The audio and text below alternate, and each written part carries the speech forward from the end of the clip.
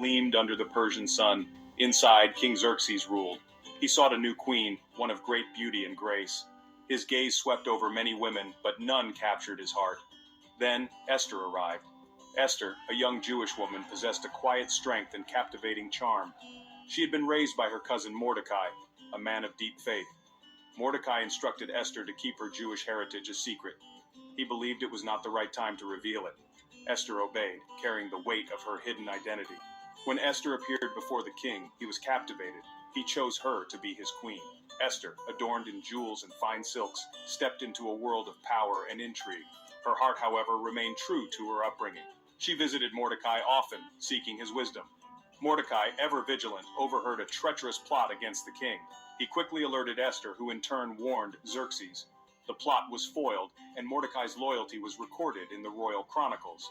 Little did they know, this act would have far-reaching consequences. At the king's side stood Haman, a proud and vengeful man. Haman had been elevated to a position of power. He expected everyone to bow before him. Mordecai, however, refused to bow. His faith forbade him from bowing to any man but God. This defiance enraged Haman. His fury burned, seeking a terrible revenge. Haman discovered Mordecai's Jewish heritage. He saw an opportunity to destroy not only Mordecai but all the Jews in the kingdom. Haman approached Xerxes with a wicked plan. He spoke of a group scattered throughout the kingdom who did not follow the king's laws. They were dangerous, he claimed, and needed to be dealt with. Blinded by Haman's lies, Xerxes agreed to a horrifying decree. On a day chosen by casting lots, all the Jews in Persia would be killed. The decree, sealed with the king's ring, was sent out across the land. The shadow of death fell over the Jewish people. News of the decree reached Mordecai. He tore his clothes in grief and put on sackcloth and ashes. The joyous celebration of Purim was just around the corner, but now despair filled every Jewish heart. Mordecai knew he had to act. He sent word to Esther, urging her to intercede with the king. Esther trembled at the news. To approach the king without being summoned was forbidden, punishable by death. Yet, Mordecai's words echoed in her heart. Do not think that because you are in the king's house, you alone of all the Jews will escape. Esther knew what she had to do. She asked Mordecai to gather all the Jews in Susa. Together they would fast and pray for 3 days and nights.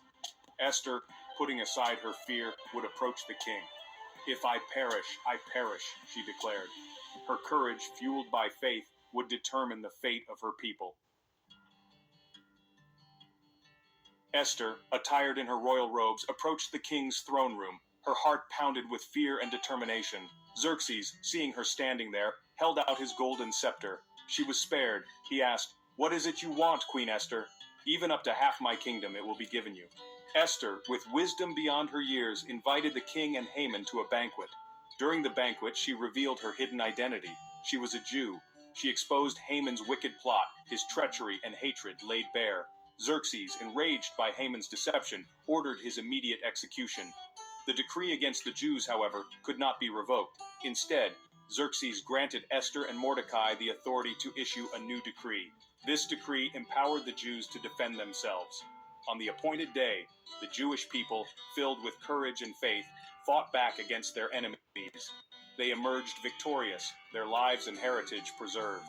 To commemorate their deliverance, Esther and Mordecai established the festival of Purim. It became a time of feasting, celebration, and remembering God's faithfulness. The story of Esther reminds us that even in the darkest hour, courage and faith can overcome seemingly insurmountable obstacles. God can use anyone, even a young queen, to accomplish his purposes.